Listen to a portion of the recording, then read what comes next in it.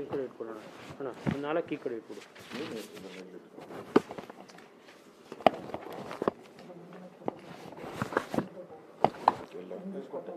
Sir ನಿಮ್ಮ mask ಹಾಕೊಂಡು sir ನಿಮ್ಮ ಮಾಸ್ಕ್ ಹಾಕೊಂಡು ಅಂತ 2845 ಕೋಟಿ ಮಾನ್ಯ ಕಂದಾಯ ಇಲಾಖೆ ಸಚಿವರೇ, ಜಿಲ್ಲಾಧ್ಯಕ್ಷರೇ, ಎಲ್ಲ ಶಾಸಕರೇ, ನೆರೆದಿರುವಂಥ ಮಾಧ್ಯಮದ ಸ್ನೇಹಿತರೆ, ಇವತ್ತು ಒಂದು ಬಹಳ ಮುಖ್ಯವಾಗಿರುವಂಥ ಒಂದು ಪತ್ರಿಕಾಗೋಷ್ಠಿಯನ್ನು ನಮ್ಮ ಪಕ್ಷದ ವತಿಯಿಂದ ಇಲ್ಲಿ ಕರೆದಿದ್ದೀವಿ.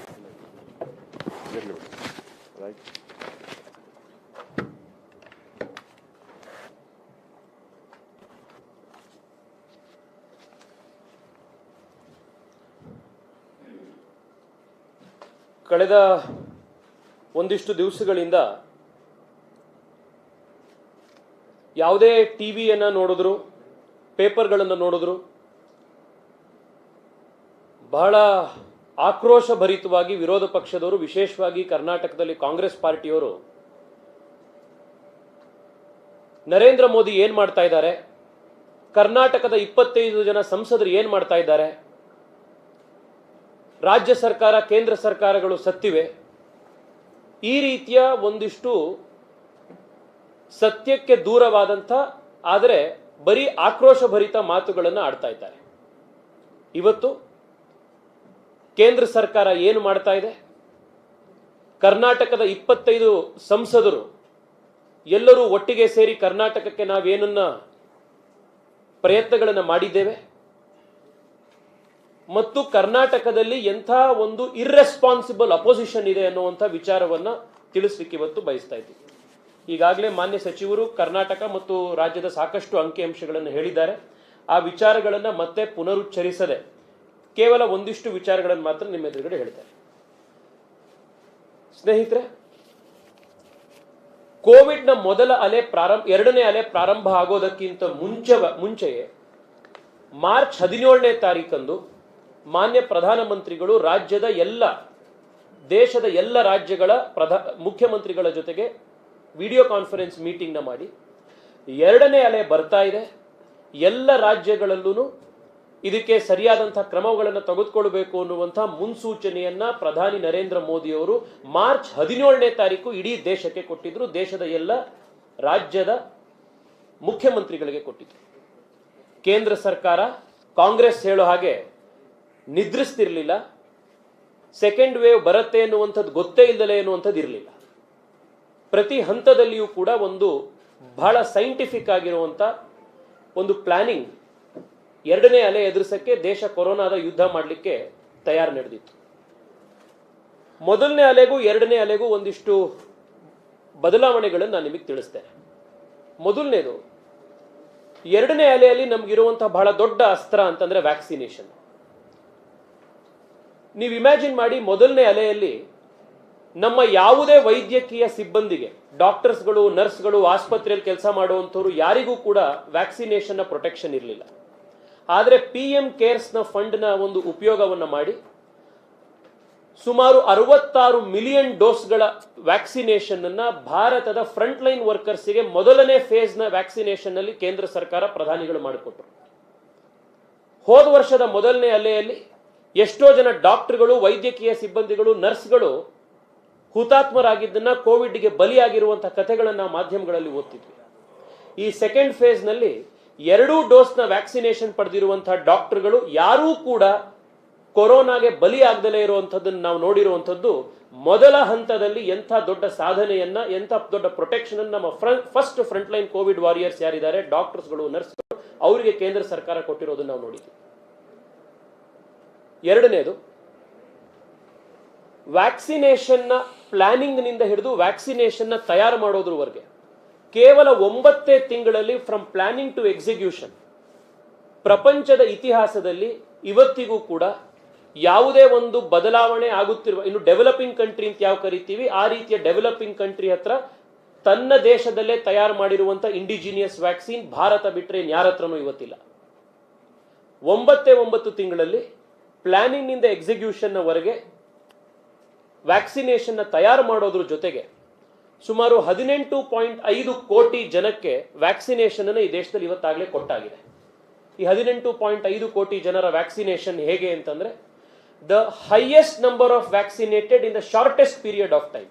ಅತ್ಯಂತ ಹೆಚ್ಚು ಜನಕ್ಕೆ ವ್ಯಾಕ್ಸಿನೇಷನ್ ಅತ್ಯಂತ ಕಡಿಮೆ ಅವಧಿಯಲ್ಲಿ ಕೊಟ್ಟಿರುವಂತಹ ಪ್ರಪಂಚದ ದೊಡ್ಡ ದೇಶ ಯಾವುದು ಅಂದ್ರೆ ಭಾರತ ಮಾತ್ರ. ಇದನ್ನು ನರೇಂದ್ರ ಮೋದಿ ಅವರು ಮಾಡಿದಿರು. ಸೆಪ್ಟೆಂಬರ್ ಈ ವರ್ಷದಲ್ಲಿ ಕೇವಲ ಕೋವ್ಯಾಕ್ಸಿನ್ ಪ್ರೊಡಕ್ಷನ್ ದೇಶದಲ್ಲಿ 10 ಕೋಟಿ ಪ್ರತಿ ತಿಂಗಳಿಗಾಗುವಂಥದ್ದಿದೆ. ಇದರ ದೊಡ್ಡ ಸೈಜ್ ಎಷ್ಟು ಗಾತ್ರ ಅನ್ನೋದೊಂದು ನಿಮಿಷ ಯೋಚನೆ ಮಾಡಿ. ಈ ಸೆಪ್ಟೆಂಬರ್ನಲ್ಲಿ ನಾವು ವ್ಯಾಕ್ಸಿನ್ ಕಂಡುಹಿಡಿಯೋದ್ರ ಜೊತೆಗೆ 18.5 ಕೋಟಿ ಜನಕ್ಕೆ ವ್ಯಾಕ್ಸಿನೇಷನ್ ಮಾಡೋದ್ರ ಜೊತೆಗೆ ನಮ್ಮ ಎಲ್ಲ ಡಾಕ್ಟರ್ ನರ್ಸು ಸಿಬ್ಬಂದಿಗಳಿಗೆ ವ್ಯಾಕ್ಸಿನೇಷನ್ ಕೊಟ್ಟಿರೋದ್ರ ಜೊತೆಗೆ ಪ್ರೊಡಕ್ಷನ್ ಕೆಪಾಸಿಟಿಯನ್ನು ಎಷ್ಟು ಜಾಸ್ತಿ ಮಾಡ್ತಾ ಇದ್ದೀವಿ ಅಂತಂದ್ರೆ ಸೆಪ್ಟೆಂಬರ್ ಈ ವರ್ಷದಲ್ಲಿ ತಿಂಗಳಿಗೆ 10 ಕೋಟಿ ವ್ಯಾಕ್ಸಿನೇಷನ್ ಕೊಡ್ತಾ ಇದ್ದೀವಿ. ಪ್ರೊಡಕ್ಷನ್ ಈ ದೇಶದಲ್ಲಿ ನಡೀತಾ ಇದೆ. ಕರ್ನಾಟಕಕ್ಕೆ ಅದರ ಪೈಕಿ ಈಗಾಗಲೇ 1.10 ಕ್ರೋರ್ ವ್ಯಾಕ್ಸಿನೇಷನ್ ಈಗಾಗಲೇ ಬಂದಾಗಿದೆ. ಅದರ ಮಾಹಿತಿಯನ್ನು ಈಗಾಗಲೇ ಸಚಿವರು ಕೊಟ್ಟಿದ್ದಾರೆ. ಈ ಇಡೀ ವ್ಯಾಕ್ಸಿನೇಷನ್ ಅನ್ನ ತಯಾರು ಮಾಡೋದ್ರ ಜೊತೆಗೆ ಜನಕ್ಕೆ ವ್ಯಾಕ್ಸಿನೇಷನ್ ಕೊಡೋದ್ರ ಜೊತೆಗೆ ಅತ್ಯಂತ ವೇಗವಾಗಿ ಪ್ರೊಡಕ್ಷನ್ ಜಾಸ್ತಿ ಮಾಡೋದ್ರ ಕಡೆಗೆ ನರೇಂದ್ರ ಮೋದಿ, ಕೇಂದ್ರ ಸರ್ಕಾರ, ಸಚಿವರು, ಶಾಸಕರುಗಳು ಕೆಲಸ ಮಾಡಬೇಕಾದ್ರೆ ಕಾಂಗ್ರೆಸ್ ಪಾರ್ಟಿ ಮಾಡ್ತಿದ್ದೇನು? ಲಸಿಕೆಯ ವಿರುದ್ಧ ಅಪಪ್ರಚಾರ ಮಾಡುವಂಥದ್ದು, ಜನಕ್ಕೆ ಲಸಿಕೆ ತಗೊಳ್ಬಾರ್ದು ಅನ್ನುವಂಥ ರೀತಿ ವ್ಯಾಕ್ಸಿನ್ ಹೆಸಿಟೆನ್ಸಿಯನ್ನ ಎನ್ಕರೇಜ್ ಮಾಡುವಂಥದ್ದು, ಇದು ಬಿಜೆಪಿ ವ್ಯಾಕ್ಸಿನು ಇದನ್ನು ತಗೊಳ್ಬಾರ್ದು ಅಂತ ಕಥೆಗಳನ್ನು ಹೊರಡಿಸುವಂಥದ್ದು. ನಮ್ಮ ಕರ್ನಾಟಕದಲ್ಲೇನೆ UT ಖಾದರ್ ಅಂತ ಸಚಿವರು ವ್ಯಾಕ್ಸಿನ್ ಪ್ರಾರಂಭ ಆದಂತ ಸಂದರ್ಭದಲ್ಲಿ ವ್ಯಾಕ್ಸಿನ್ ತಗೊಳ್ಬಾರದು ಅಂತ ಜನಕ್ಕೆಲ್ಲ ಬುದ್ಧಿವಾದ ಹೇಳಿ ಸುಳ್ಳು ಅಪಪ್ರಚಾರಗಳನ್ನು ಮಾಡಿ ಇವತ್ತು ವ್ಯಾಕ್ಸಿನ್ ಸಿಕ್ಕ ತಕ್ಷಣ ಕೋವಿಡ್ ನ 2ನೇ ಅಲೆ ದೊಡ್ಡದಾಗಿ ಜನ ಸಾಯ್ತಾ ಇರಬೇಕಾದ್ರೆ ಹೆದರ್ಕೊಂಡು ಹೋಗಿ ಫಸ್ಟ್ ಲೈನ್ ಅಲ್ಲಿ ನಿಂತ್ಕೊಂಡು ವ್ಯಾಕ್ಸಿನ್ ಹಾಕಿಸ್ಕೊಂಡು ಸೋಷಿಯಲ್ ಮೀಡಿಯಾದಲ್ಲಿ ಪೋಸ್ಟಿಂಗ್ ಮಾಡ್ತಾ ಇದ್ದಾರೆ. ನೈತಿಕತೆ ಇಲ್ಲದ ಹಿಪೋಕ್ರಿಟ್ಸ್ ಇರುವಂತದ್ದು ಈ ರಾಜಕಾರಣದಲ್ಲಿ ನಮಗೆ ಕಾಣಿಸ್ತಾ ಇದೆ. ಮೊದಲನೇ ಹಂತ, ಎರಡನೇ ಹಂತದಲ್ಲಿ ಕಾಂಗ್ರೆಸ್ನವ್ರು ಹೇಳ್ತಿದ್ದೇನು? ಲಸಿಕೆಯನ್ನ ರಾಜ್ಯ ಸರ್ಕಾರಗಳಿಗೆ ಖರೀದಿ ಮಾಡಕ್ ಪರ್ಮಿಷನ್ ಕೊಡಿ ಹೇಳ್ತಿದ್ರು. ಕೇಂದ್ರ ಸರ್ಕಾರ ಏನ್ ಮಾಡ್ತು? ಇವರೆಲ್ಲರೂ ಕೇಳ್ತಾ ಇದ್ದಾರೆ ಅಂತ ಹೇಳಿ ಆಯ್ತು ರಾಜ್ಯ ಸರ್ಕಾರಗಳು ವ್ಯಾಕ್ಸಿನ್ ನೇರವಾಗಿ ಖರೀದಿ ಮಾಡಬಹುದು ಅಂತ ಕೊಟ್ಟರು. ಇವತ್ತೇನ್ ಹೇಳ್ತಾ ಇದ್ದಾರೆ ಇಲ್ಲಿ ರಾಜ್ಯದಲ್ಲಿರುವಂತಹ ಕಾಂಗ್ರೆಸ್ ನಾಯಕರು, ಕೇಂದ್ರದ ಕಾಂಗ್ರೆಸ್ ನಾಯಕರು? ಇಲ್ಲ, ಕೇಂದ್ರ ಸರ್ಕಾರನೇ ಖರೀದಿ ಮಾಡಿ ನಮಗೆ ಕೊಡಬೇಕು ಅಂತ. ಕೇಂದ್ರ ಸರ್ಕಾರ ಖರೀದಿ ಮಾಡಬೇಕಾದಾಗ ರಾಜ್ಯ ಸರ್ಕಾರಗಳಿಗೆ ಬಿಡಿ ಅನ್ನುವಂಥದ್ದು. ಆಯ್ತು ನೀವು ಮಾಡಿ ರಾಜ್ಯ ಸರ್ಕಾರಗಳು ತಗೊಳ್ಳಿ ಎಂದಿದ ತಕ್ಷಣ ಕೇಂದ್ರ ಸರ್ಕಾರ ಖರೀದಿ ಮಾಡಬೇಕು ಅನ್ನುವಂಥದ್ದು. ದೇಶದ ಜನರನ್ನೇನು ಅನ್ಕೊಂಡಿದ್ದಾರೆ? ಈ ರೀತಿಯ ಅಪಪ್ರಚಾರ ಒಂದ್ ಕಡೆ ಆಯ್ತು ಅಂತಂದ್ರೆ ಇಡೀ ದೇಶಕ್ಕೆ ಆಕ್ಸಿಜನ್ ಪ್ರೊಡಕ್ಷನ್ ಮಾಡುವಂತ ದೃಷ್ಟಿಯಿಂದ ಯಾವ ದೊಡ್ಡ ಮಟ್ಟದ ಕೆಲಸ ಆಯ್ತು ಅಂತ ಹೇಳಿ ಒಂದು 2-3 ಅಂಕಿ ಅಂಶಗಳು ಮಾತ್ರ ನಿಮ್ಮ ಎದುರುಗಡೆ ಸತ್ಯವನ್ನು ಹೊರತರುತ್ತೆ. ಕೋವಿಡ್ ನ 2ನೇ ಅಲೆ ಪ್ರಾರಂಭ ಆದಾಗ ಈ ಸಂಖ್ಯೆ ಬಹಳ ಇಂಪಾರ್ಟೆಂಟ್ ಇದೆ. ಇದರ ನಮಗಿದ್ದಂತಹ ಸವಾಲಿನ ಒಂದು ಅಂದಾಜನ್ನ ಮಾಡಿಕೊಳ್ಳಿಕ್ಕೆ 900 ಮೆಟ್ರಿಕ್ ಟನ್ ನಮಗೆ ಆಕ್ಸಿಜನ್ ನ ಒಂದು ಅವಶ್ಯಕತೆ ಇದ್ದಿದ್ದು ಖರ್ಚಾಗ್ತಿದ್ದು 900 ಮೆಟ್ರಿಕ್ ಟನ್ 2ನೇ ಅಲೆ ಪ್ರಾರಂಭ ಆದಾಗ ಮೆಡಿಕಲ್ ಆಕ್ಸಿಜನ್ ನಮ್ಮಲ್ಲಿ ಆಗ್ತಿತ್ತು. ಈಗ ದೇಶದಲ್ಲಿ ನಮಗೆ ಡಿಮ್ಯಾಂಡ್ ಇರುವಂಥದ್ದು 9,000 metric ton. 900% increase. 900 metric ton ಇಂದ 9,000 ಮೆಟ್ರಿಕ್ ಟನ್ಗಳನ್ನ ಒಮ್ಮೆಲೆ ಸಪ್ಲೈ ಮಾಡಬೇಕಾದಂತಹ ಒಂದು ಸವಾಲು ರಾಜ್ಯ ಕೇಂದ್ರ ಸರ್ಕಾರಗಳಿಗೆ ಬಂತು. ಕೇಂದ್ರ ಸರ್ಕಾರದ ಎದುರುಗಡೆ ಬಂತು. ದೆಹಲಿಯಲ್ಲಿ ಕರೆಕ್ಟ್ ಆಗಿ ಆಕ್ಸಿಜನ್ ಸಪ್ಲೈ ಆಗಲಿಲ್ಲ ಅಂದಿದ ತಕ್ಷಣ ಕೇಜ್ರಿವಾಲ್ ಟ್ವೀಟ್ ಹಾಕ್ಬಿಡ್ತಾರೆ, ನರೇಂದ್ರ ಮೋದಿ, ಅಮಿತ್ ಶಾ ಈಗ ಟ್ವೀಟ್ ಮಾಡಿ ಇದು ಆಕ್ಸಿಜನ್ ಕೊಡಿ ಅಂತ. ಆದ್ರೆ ನರೇಂದ್ರ ಮೋದಿ ಯಾರಿಗೂ ಟ್ವೀಟ್ ಮಾಡ್ಲಿಕ್ಕೆ ಆಗೋದಿಲ್ವಲ್ಲ ಕೊಡಿ ಆಕ್ಸಿಜನ್ ಅಂತ. ನರೇಂದ್ರ ಮೋದಿ ಅದನ್ನ ಖುದ್ದಾಗಿ ಪ್ರೊವೈಡ್ ಮಾಡಬೇಕಾಗಿರುವಂತಹ ಜವಾಬ್ದಾರಿ ಅವರು. ಏನ್ ಮಾಡಿದ್ರು ಕೇಂದ್ರ ಸರ್ಕಾರ? ಆಗಸ್ಟ್ 2020ರಲ್ಲಿ ದೇಶದಲ್ಲಿ ಆಕ್ಸಿಜನ್ ಪ್ರೊಡಕ್ಷನ್ ಆಗ್ತಿದ್ದು 5,700 ಮೆಟ್ರಿಕ್ ಟನ್. ಮೇ 2021ರಲ್ಲಿ ಇವತ್ತು ಪ್ರೊಡ್ಯೂಸ್ ಆಗ್ತಾ ಇರುವಂತದ್ದು 9,446 ಟನ್ ಮೆಟ್ರಿಕ್ ಟನ್. ಅಂದ್ರೆ 40% ಇನ್ಕ್ರೀಸ್ ಕೇವಲ ಒಂದಿಷ್ಟು ತಿಂಗಳಲ್ಲಿ ಮಾಡ್ತು. ಆಕ್ಸಿಜನ್ ಪ್ರೊಡಕ್ಷನ್ ಮಾಡೋದೊಂದು, ಆದ್ರೆ ಆಕ್ಸಿಜನ್ ಪ್ರೊಡಕ್ಷನ್ ಮಾಡಿದ್ಮೇಲೆ ಅದನ್ನ ಆಸ್ಪತ್ರೆಗಳಿಗೆ ತಲುಪಿಸಬೇಕಾಗಿರುವಂಥ ಲಾಜಿಸ್ಟಿಕ್ ಸಪ್ಲೈ ಚೈನ್ ಏನಿದೆ ಅದನ್ನು ಮಾಡಬೇಕಾಗಿರುವಂಥದ್ದು ಮತ್ತೊಂದು ದೊಡ್ಡ ಸವಾಲು. ಆಕ್ಸಿಜನ್ ನೀವು ಪ್ರೊಡಕ್ಷನ್ ಮಾಡಿಬಿಡ್ಬೋದು ಫ್ಯಾಕ್ಟ್ರಿಗಳಲ್ಲಿ, ಆದರೆ ಅಲ್ಲಿಂದ ಆಸ್ಪತ್ರೆಗೆ ಬರಲಿಕ್ಕೆ ಟ್ಯಾಂಕರ್ಗಳು ಬೇಕು, ಆಕ್ಸಿಜನ್ ಸಿಲಿಂಡರ್ಗಳು ಬೇಕು. ಈ ನಂಬರ್ಗಳನ್ನು ನೋಡಿ ತಾವು. ಮಾರ್ಚ್ 2020ರಲ್ಲಿ ದೇಶದಲ್ಲಿ ಇದ್ದಿದ್ದು 4.35 ಲಕ್ಷ ಆಕ್ಸಿಜನ್ ಸಿಲಿಂಡರ್ಗಳು. ಆದ್ರೆ ಇವತ್ತು ಭಾರತದಲ್ಲಿರುವಂಥದ್ದು 11.20 ಲಕ್ಷ ಆಕ್ಸಿಜನ್ ಸಿಲಿಂಡರ್ಗಳು. ಕೇವಲ ಒಂದಿಷ್ಟೇ ತಿಂಗಳಲ್ಲಿ 157% increase in medical oxygen cylinders, 157% increase ಆಗಿದೆ. ಅದ್ರ ಜೊತೆಗೆ ಆಕ್ಸಿಜನ್ಗಳನ್ನು ಸಪ್ಲೈ ಮಾಡುವಂಥ ಟ್ಯಾಂಕರ್ಗಳು ಏನು ಬೇಕು ಒಂದೊಂದು ಕಡೆಯಿಂದ ತಗೊಂಡು ಬರುವಂಥದ್ದು. ಆ ಟ್ಯಾಂಕರ್ಗಳ ಕೆಪಾಸಿಟಿ ನಮ್ಮಲ್ಲಿ ಇದ್ದಿದ್ದು 2021 ಮಾರ್ಚಲ್ಲಿ ಇದ್ದಿದ್ದು 12,480 ಮೆಟ್ರಿಕ್ ಟನ್. ಇವತ್ತು ನಮ್ಮ ಹತ್ರ ಇರುವಂಥದ್ದು 23,056 ಮೆಟ್ರಿಕ್ ಟನ್, 84% ಇನ್ಕ್ರೀಸ್. ಎಷ್ಟರೊಳಗಡೆ? ಮಾರ್ಚ್, ಏಪ್ರಿಲ್, ಮೇ 3 ತಿಂಗಳೊಳಗಡೆ 84% ಇನ್ಕ್ರೀಸ್ ಅನ್ನ ಆಕ್ಸಿಜನ್ ಟ್ಯಾಂಕರ್ಗಳಲ್ಲಿ ಮಾಡಿದ್ದೀವಿ. ಬಹ್ರೇನ್ನಿಂದ, ಕುವೈತ್ನಿಂದ, ಆಸ್ಟ್ರೇಲಿಯಾ, ನ್ಯೂಜಿಲೆಂಡ್ನಿಂದ, ಜರ್ಮನಿಯಿಂದ ಹಡಗಿನ ಮುಖಾಂತರ, ಮಿಲಿಟರಿ ಏರ್ಕ್ರಾಫ್ಟ್ನ ಮುಖಾಂತರ ದೇಶದಲ್ಲಿ ಆಕ್ಸಿಜನ್ ಎಕ್ಸ್ಪ್ರೆಸ್ ರೈಲ್ನ ಮುಖಾಂತರ ಆಕ್ಸಿಜನ್ ಅನ್ನು ತಲುಪಿಸುವಂತ ಕೆಲಸ ಮಾಡಿದ್ರು. ದೇವಿ ಶೆಟ್ಟಿ ಅವರು ಮೊನ್ನೆ ಮಾತನಾಡ್ತಾ ಮಾಧ್ಯಮಕ್ಕೆ ಹೇಳಿದ್ರು, Narendra Modi government is moving heaven and earth to produce and provide oxygen. ಆಕಾಶ ಮತ್ತು ಭೂತಳವನ್ನ ಒಂದು ಮಾಡಿ ಕೆಲಸ ಮಾಡ್ತಾ ಇದೆ ಆಕ್ಸಿಜನ್ ಪ್ರೊಡಕ್ಷನ್ ಕೊಡೋ ದೃಷ್ಟಿಯಿಂದ. ಕರ್ನಾಟಕಕ್ಕೆ 1015 ಮೆಟ್ರಿಕ್ ಟನ್ ಅನ್ನ ಆಕ್ಸಿಜನ್ ಕೊಟ್ಟಿದ್ದಾರೆ. 25 ಜನ ಸಂಸದರು ಏನ್ ಮಾಡ್ತಾ ಇದ್ದಾರೆ ಅಂತ ಪ್ರಶ್ನೆ ಕೇಳೋರಿಗೆ ನಾ ಹೇಳ್ತಿದ್ದೀನಿ, ಕರ್ನಾಟಕದ ಆಕ್ಸಿಜನ್ ದೊಡ್ಡ ಸಮಸ್ಯೆಯನ್ನು ಬಗೆಹರಿಸೋದ್ರಲ್ಲಿ ಕರ್ನಾಟಕದ 25 ಭಾರತೀಯ ಜನತಾ ಪಾರ್ಟಿಯ ಸಂಸದರು ಕೇಂದ್ರ ಸರ್ಕಾರದ ಜೊತೆಗೆ ನಿರಂತರ ಪ್ರಯತ್ನವನ್ನು ಮಾಡಿ ನಾವು ಇದನ್ನು ಮಾಡಿಸ್ಕೊಟ್ಟಿದ್ದೀವಿ. ಕರ್ನಾಟಕಕ್ಕೆ ಈಗಾಗಲೇ 4 ಆಕ್ಸಿಜನ್ ಎಕ್ಸ್ಪ್ರೆಸ್ ಬಂದಿದೆ. ಆ 4 ಆಕ್ಸಿಜನ್ ಎಕ್ಸ್ಪ್ರೆಸ್ ಬಂದಾಗ ಪ್ರತಿ ಆಕ್ಸಿಜನ್ ಎಕ್ಸ್ಪ್ರೆಸ್ನಲ್ಲೂ 120 ಮೆಟ್ರಿಕ್ ಟನ್ ಕರ್ನಾಟಕಕ್ಕೆ ಬರ್ತಾ ಇದೆ. ಇನ್ನು ವೆಂಟಿಲೇಟರ್ಗಳದಾಗಲೇ ಸಚಿವರು ಹೇಳಿದ್ದಾರೆ, ಕರ್ನಾಟಕದಲ್ಲಿ ಇವತ್ತಾಗಲೇ 2,913 ಫಂಕ್ಷನಿಂಗ್ ವೆಂಟಿಲೇಟರ್ಗಳಿದೆ. ಬಹಳ ದೊಡ್ಡ ಸಂಖ್ಯೆಯಲ್ಲಿ PM ಕೇರ್ಸ್ನಿಂದ ವೆಂಟಿಲೇಟರ್ಗಳು ಕರ್ನಾಟಕಕ್ಕೆ ಬಂದಿದೆ.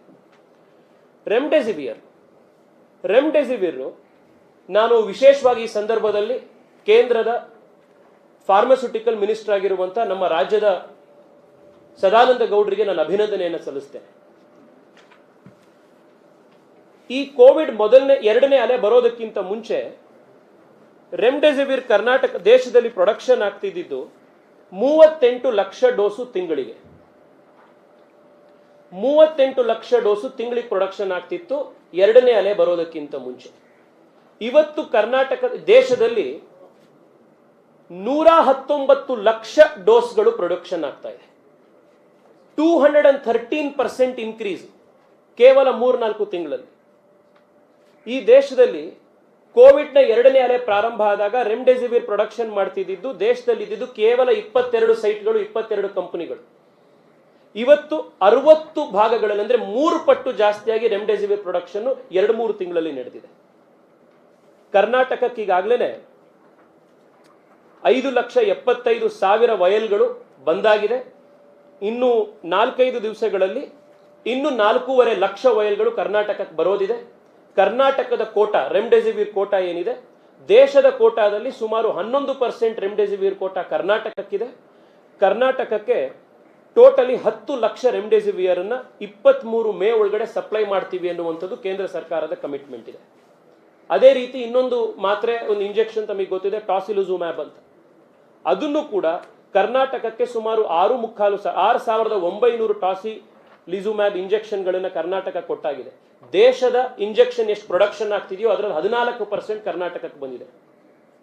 ಮಹಾರಾಷ್ಟ್ರ ಬಿಟ್ರೆ ಕರ್ನಾಟಕಕ್ಕೇನೆ ಅತಿ ಹೆಚ್ಚು ಟಾಸಿಲಿಜುಮ್ಯಾಬ್ ಇಂಜೆಕ್ಷನ್ಗಳನ್ನ ಕೇಂದ್ರ ಸರ್ಕಾರ ಕೊಟ್ಟಿರುವಂಥದ್ದು.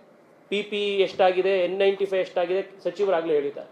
N95 ಮತ್ತೆ PPE ಪ್ರೊಡಕ್ಷನ್ನೇ ಮಾಡ್ಲಿಕ್ಕೆ ಆಗದಲ್ಲೇ ಇದ್ದಂಥ ದೇಶ ಎಕ್ಸ್ಪೋರ್ಟ್ ಮಾಡುವಂತಹ ಮಟ್ಟಕ್ಕೆ 8-10 ತಿಂಗಳಲ್ಲಿ ಬಂತು. ಇನ್ನೊಂದು ಬಹಳ ಮುಖ್ಯ ಅಂಶ, ಇವತ್ತು ಕೋವಿಡ್ನ ಎದುರಿಸಬೇಕಾದ್ರೆ ನಾವು ಕೋವಿಡ್ ಕೇರ್ ಸೆಂಟರ್ನ ಮಾಡ್ಬೋದು, ವೆಂಟಿಲೇಟರ್ ತರಬಹುದು, ಆದರೆ ಆಸ್ಪತ್ರೆಯಲ್ಲಿ ಡಾಕ್ಟರ್ನ ತಗೊಂಡು ಬರ್ಲಿಕ್ಕೆ ಆಗಲ್ಲ ಅನ್ನುವಂಥ ಬಹಳ ದೊಡ್ಡ ಒಂದು ಸವಾಲಿದೆ. ನರೇಂದ್ರ ಮೋದಿ ಪ್ರಧಾನಿ ಆಗಿಲ್ದಲೇ ಇದ್ದಿದ್ರೆ, ನರೇಂದ್ರ ಮೋದಿ ಕಳೆದ 6-7 ವರ್ಷಗಳಲ್ಲಿ ಅವರು ಮಾಡದಂತಹ ಕೆಲಸವನ್ನ ಮಾಡದಲೇ ಇದ್ದಿದ್ರೆ ಈ ದೇಶದಲ್ಲಿ ಡಾಕ್ಟರ್ಗಳ ಕೊರತೆ ಎಷ್ಟಿರ್ತಿತ್ತು ಅಂತ ನಿಮ್ಮ ಎದುರುಗಡೆ ಕೇವಲ ಒಂದಿಷ್ಟು ಅಂಕಿಅಂಶ ಹೇಳ್ತಾರೆ.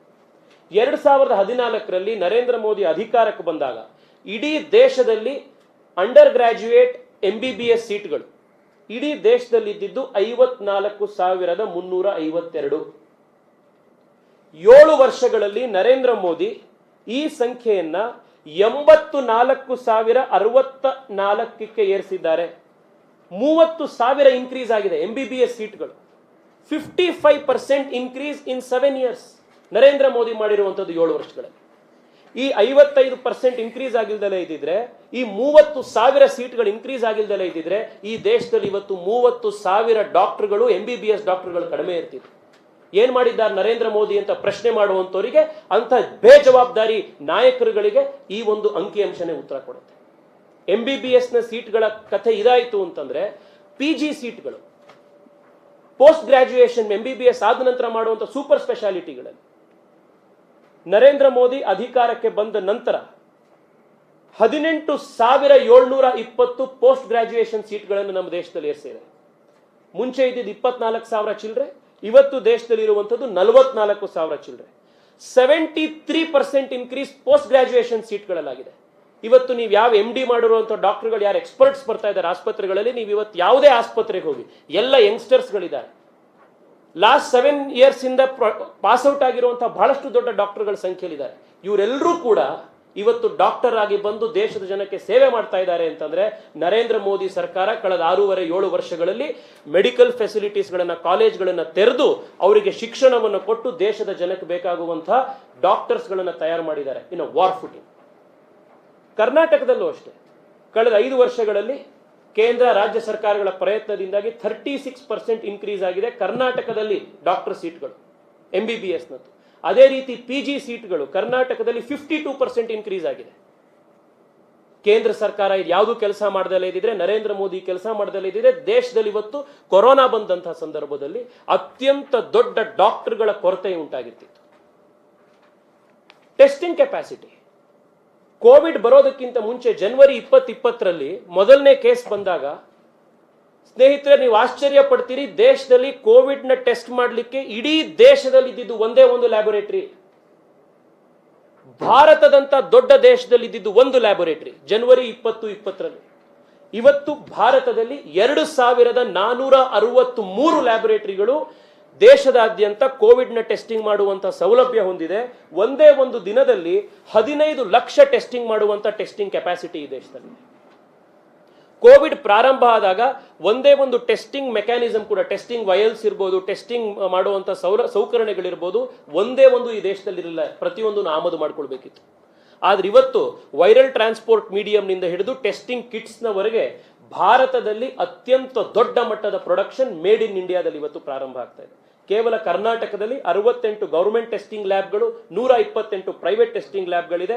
ಇಲ್ಲಿವರೆಗೆ ಕರ್ನಾಟಕದಲ್ಲಿ 2.82 crore ಸ್ಯಾಂಪಲ್ಗಳನ್ನು ನಾವು ಟೆಸ್ಟಿಂಗ್ ಮಾಡಿದ್ದೀವಿ. ಬೆಡ್ಗಳನ್ನು ಎಷ್ಟು ಜಾಸ್ತಿ ಆಯಿತು ಅಂತ ಪ್ರತಿಯೊಂದು ಕರ್ನಾಟಕದ ದೇಶದ ಅಂಕಿಅಂಶವನ್ನು ಬಹಳ ಸ್ಪಷ್ಟವಾಗಿ ಸಚಿವರು ಕೊಟ್ಟಿದ್ದಾರೆ.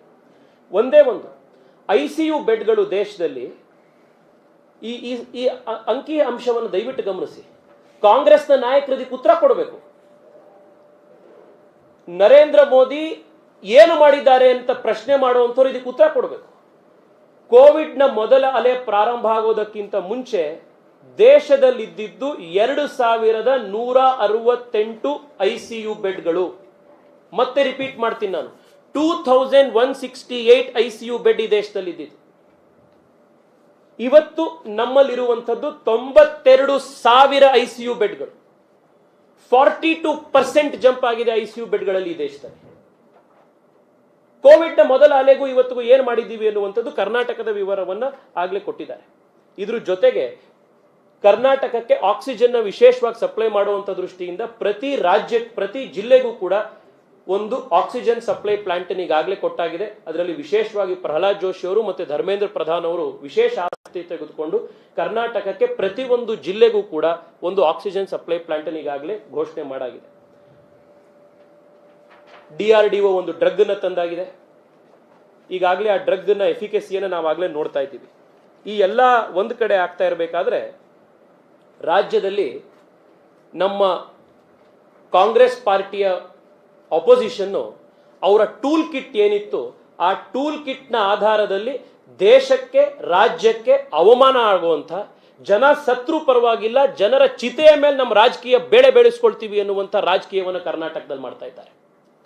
ನಾನಿವತ್ತು ಕರ್ನಾಟಕದ ಎಲ್ಲ ಬೇಜವಾಬ್ದಾರಿ ಇರುವಂಥ ಇರ್ರೆಸ್ಪಾನ್ಸಿಬಲ್ ಇನ್ಸೆನ್ಸಿಟಿವ್ ಕಾಂಗ್ರೆಸ್ ನಾಯಕರಿಗೆ ಒಂದು ಹೇಳ್ತೇನೆ, ದೇವೇಗೌಡರನ್ನ ನೋಡಿ ಈ ಸಂದರ್ಭದಲ್ಲಿ ರಾಜಕೀಯವನ್ನ ಹೇಗೆ ಮಾಡಬೇಕು ದೇಶ ಸಂಕಷ್ಟದಲ್ಲಿದ್ದಾಗ ಅಂತ ನಾವು ಕಲಿಬೇಕಿದೆ. ದೇವೇಗೌಡರು ಮಾನ್ಯ ಪ್ರಧಾನಮಂತ್ರಿಗಳಿಗೆ ಪತ್ರವನ್ನು ಬರೆದಿದ್ರು. ಯಾವ ರೀತಿ ಕೊರೋನಾದ ಸಂದರ್ಭದಲ್ಲಿ ನಾವು ದೇಶ ಎದುರಿಸಬೇಕು ಅನ್ನುವಂಥ ಸಲಹೆಗಳನ್ನು ಕೊಟ್ಟಿದ್ರು. ಆದರೆ ಆ ಪತ್ರವನ್ನ ಮಾಜಿ ಪ್ರಧಾನಿ ದೇವೇಗೌಡರು ಬಹಿರಂಗ ಮಾಡಿ ಟೀಕಿಸಿ ಪತ್ರ ಬರೆದು ರಾಜಕೀಯ ಮಾಡಿಕೊಳ್ಳಿಲ್ಲ. ಪ್ರಧಾನಮಂತ್ರಿಗಳಿಗೆ ಫೋನ್ನಲ್ಲಿ ತಿಳಿಸಿ ಪತ್ರವನ್ನ ಅವರು ಬರೆದಿದ್ರು. ಈ ರೀತಿ ಸಜೆಷನ್ಸ್ಗಳನ್ನ ಕೊಟ್ಟಿದ್ದಾರೆ, ಬಹಳ ಒಳ್ಳೆ ಸಜೆಷನ್ಗಳನ್ನ ಕೊಟ್ಟಿದ್ದಾರೆ ಅಂತ ಹೇಳಿ ದೇವೇಗೌಡರು ಬರೆದಿದ್ದಾರೆ ಅಂತ ಹೇಳಿ ಸ್ವತಃ ದೇವೇಗೌಡರು ಹೇಳಲಿಲ್ಲ, ಮಾನ್ಯ ಪ್ರಧಾನಿಗಳು ಹೇಳಿದ್ರು. ದೇಶ ಸಂಕಷ್ಟದಲ್ಲಿರಬೇಕಾದಾಗ ಒಬ್ಬ ವಿರೋಧ ಪಕ್ಷದಲ್ಲಿರುವಂಥವ್ರು ಯಾವ ರೀತಿ ಮಾಡಬೇಕು, ಮುತ್ಸದ್ದಿತನ ಹೇಗೆ ತೋರಿಸಬೇಕು ಅನ್ನೋದನ್ನ ದೇವೇಗೌಡರು ತೋರಿಸಿದ್ರು. ನೀವು ಬೇರೆ ರಾಜ್ಯಕ್ಕೋ ಬೇರೆ ದೇಶಕ್ಕೋ ಹೋಗಿ ಎಕ್ಸಾಂಪಲ್ನ ತಗೊಳ್ಳುವಂಥ ಅವಶ್ಯಕತೆ ಇಲ್ಲ. ಕರ್ನಾಟಕದ ಕಾಂಗ್ರೆಸ್ ನಾಯಕರುಗಳು, ಮಾಜಿ ಪ್ರಧಾನಿ ದೇವೇಗೌಡರು ಇಡೀ ಕರ್ನಾಟಕಕ್ಕೆ, ದೇಶಕ್ಕೆ ಒಬ್ಬ ಮಾದರಿ ಮುತ್ಸದ್ದಿ ರಾಜಕೀಯ ನಾಯಕರು. ಇಂತಹ ಸಂದರ್ಭದಲ್ಲಿ ಹೇಗಿರಬೇಕು ಅಂತ ಮೇಲ್ಪಂಕ್ತಿ ಹಾಕೊಟ್ಟಿದ್ದಾರೆ. ನಾವು ಅವರಿಂದ ಇವತ್ತು ನೋಡಿ ಕಲಿಬೇಕಾಗಿರೋದು ಬಾಕಿ ಇದೆ. ಇದೆಲ್ಲದರ ಜೊತೆಗೆ ನಾನು ಇನ್ನೊಂದು ಒಂದೇ ನಿಮಿಷ ಅಣ್ಣ, ಬಹಳ ಇಂಪಾರ್ಟೆಂಟ್ ಇದೆ. ನಾವು ಬೆಡ್ನ ವಿಚಾರವನ್ನ ನಿಮ್ಮ ಎದುರುಗಡೆ ತಿಳಿಸಿದ್ವಿ. ಇರ್ಲಿ ಅಣ್ಣ, ಒಂದ್ ನಿಮಿಷ ಇದು ಕೇಳಿ, ಒಂದ್ ನಿಮಿಷ ಕೇಳಿ ಅಣ್ಣ, ಕೇಳ್ತೀನಿ ಒಂದ್ ನಿಮಿಷ. ಅಂಕಿ ಸಂಖ್ಯೆ ಹೇಳ್ತಿಲ್ಲ. ಒಂದು ಬೆಡ್ ಬ್ಲಾಕಿಂಗ್ ನ ವಿಚಾರದಲ್ಲಿ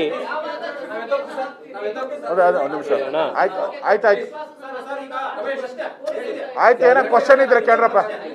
ಒಂದ್ ನಿಮಿಷ ಕ್ವಶನ್ಸ್ ಇದ್ರೆ ಕೇಳ್ರಿ. ಕಾಂಗ್ರೆಸ್ ರಾಜಕಾರಣ ಮಾಡ್ತಾ ಇದೆ, ಓಕೆ, ಅದನ್ನ ಒಪ್ಕೊಳ್ಳೋಣ ಅಥವಾ ಜನ ತೀರ್ಮಾನ ಮಾಡ್ತಾರೆ, ಓಕೆ, ಇದ್ರಲ್ಲಿ ಯಾರು ಕೂಡ ರಾಜಕಾರಣ ಮಾಡ್ಬೋದು, ಅದನ್ನ ಒಪ್ಕೊಳ್ಳೋ ಪ್ರಶ್ನೆ. 25 ಜನ ಸಂಸದರು ಏನ್ ಮಾಡಿದ್ದೀವಿ ಅಂತ ಹೇಳಿದಾರಲ್ವಾ, ಕೋರ್ಟ್ ಪ್ರಶ್ನೆ ಮಾಡೋವರೆಗೂ ಕೂಡ ಆಕ್ಸಿಜನ್ ನಮ್ಮ ರಾಜ್ಯಕ್ಕೆ ಬಂದಿರಲಿಲ್ಲ. ಅಲ್ಲಿವರೆಗೂ ನೀವು ಸೇರಿದಂತೆ ಹೆಚ್ಚಿನ ಸಂಸದರು ಮೋದಿ ಹತ್ರ ಹೋಗಿದ್ದೀರಾ, ಎಷ್ಟು ಪತ್ರ ಬರ್ತಿದ್ದೀರಾ? ಕೋರ್ಟ್ ಎಂಟ್ರಿ ಆದ ನಂತರ ಯಾಕೆ ಆಕ್ಸಿಜನ್ ಬಂತು? ಅದಕ್ಕಿಂತ ಮುಂಚೆ ಬಿಜೆಪಿ ಸಂಸದರಲ್ಲಿ ಉತ್ತರ ಇರಲಿಲ್ವಾ ಅಥವಾ ಹೋಗಕ್ಕಾಗ್ತಿರ್ಲಿಲ್ಲ ಮೋದಿ ಹತ್ರ? ಇದು ಪ್ರಶ್ನೆ ಇರುವಂತದ್ದು. ಇದು ಕರೆಕ್ಟಾಗಿ ನೀವು ಪ್ರಾಮಾಣಿಕವಾಗಿ ಆನ್ಸರ್ ಕೊಡಿದ್ರೆ. ಕೇಂದ್ರ ಸರ್ಕಾರದ ಜೊತೆಗೆ ನಮ್ಮ ಸಂಸದರುಗಳು ಯಾವ ರೀತಿ ಸಂಪರ್ಕ ಮಾಡಿದ್ದಾರೆ, ಯಾವ ರೀತಿ ಅದನ್ನ ಪ್ರೆಷರ್ ಮಾಡಿದ್ದಾರೆ ಅನ್ನೋದು ಗೊತ್ತಿದೆ. ಒಂದು ಬಹಳ ಮುಖ್ಯವಾಗಿರುವಂತಹ ವಿಚಾರ ತಮಗೆ ತಿಳಿಸ್ಬೇಕಿದೆ ಇವತ್ತು. ಈ ಬೆಡ್ ಅವ್ಯವಹಾರಗಳೇನ್ ನಡೀತಿತ್ತು, ಕೊಡ್ತೀನಿ ನಾನು ನಿಮಗೆ ಹೇಳ್ತೀನಿ, ಇದು ಬಹಳ ಮುಖ್ಯ, ಇದನ್ನು ಹೇಳ್ಬಿಡ್ತೀನಿ. ಬೆಡ್ ಅವ್ಯವಹಾರಗಳದ್ದೇನು ನಡೀತಿತ್ತು ಅನ್ನುವಂಥದ್ದು ಏನಿದೆ, ಇವತ್ತು ಒಂದು ಬಹಳ ಮುಖ್ಯ ಡೆವಲಪ್ಮೆಂಟ್ ಆಗಿದೆ. BBMPಯ ವೆಬ್ಸೈಟ್ನಲ್ಲಿ ಇವತ್ತಿನಿಂದ ಬೆಂಗಳೂರಿನಲ್ಲಿ ಎಷ್ಟು ಆಸ್ಪತ್ರೆಯಲ್ಲಿ ಎಷ್ಟು ಬೆಡ್ಗಳು ಖಾಲಿ ಇದೆ, ಯಾವ ಟೈಪ್ ಬೆಡ್ ಅವೈಲೇಬಲ್ ಇದೆ ಅನ್ನುವಂಥ ರಿಯಲ್ ಟೈಮ್ ಡೇಟಾ ಇವತ್ತಿನ ವೆಬ್ಸೈಟ್ನಿಂದ ಪ್ರಾರಂಭ ಆಗಿದೆ. ತಾವೆಲ್ಲರೂ ಕೂಡ ಸಾರ್ವಜನಿಕರು ಇದನ್ನು ಉಪಯೋಗ ಪಡ್ಕೊಳ್ಬಹುದು.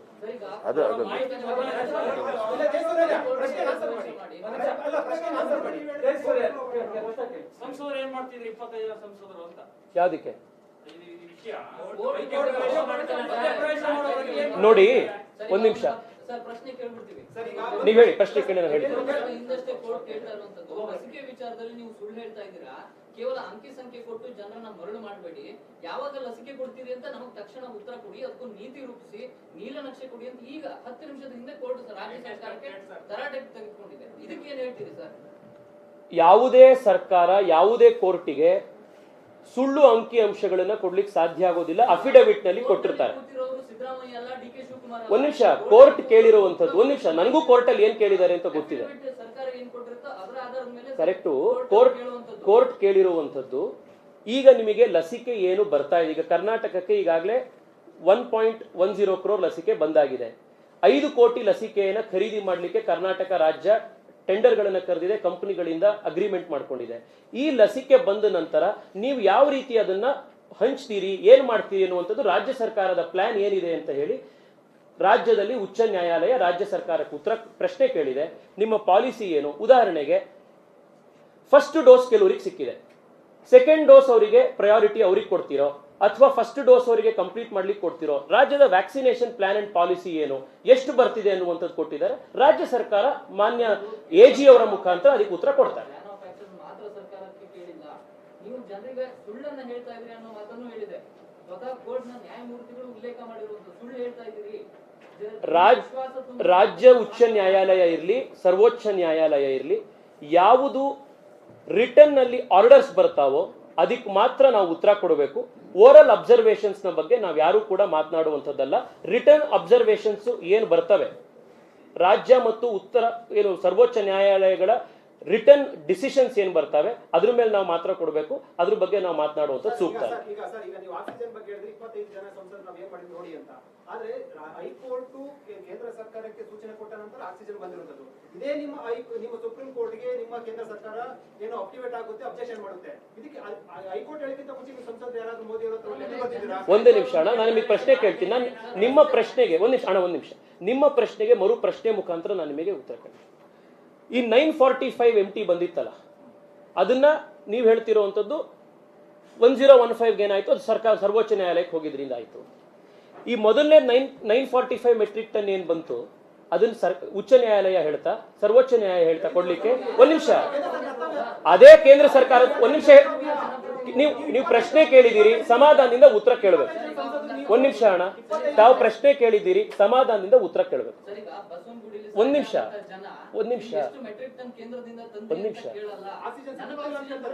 ಈಗ ನೀವು ಪ್ರಶ್ನೆ ಕೇಳಿದ್ದೀರಿ, ಅದಕ್ಕೆ ಉತ್ತರ ಕೇಳುವಂತ ಪ್ರಶ್ನೆ ಕೇಳಿದ್ದೀರಿ, ಉತ್ತರ ಕೇಳುವಂತ ನೋಡಿ, ನಿಮಗೆ ಉತ್ತರ ಕೇಳುವಂತ ಸಾವಧಾನತೆ ಇರ್ಲಿಲ್ಲ ಅಂತ ನಾನು ಉತ್ತರ ಕೊಡ್ಲಿಕ್ಕೆ ಆಗುದಿಲ್ಲ. ಪ್ರಶ್ನೆ ಕೇಳಿದ್ದೀರಿ, ಅದಕ್ಕೆ ನಾನು ಪ್ರಶ್ನೆ ಕೇಳಿಸ್ಕೊಂಡಿದ್ದೀನಿ, ಉತ್ತರ ಕೊಡ್ತೀನಿ. ಉತ್ತರ ಕೇಳಿ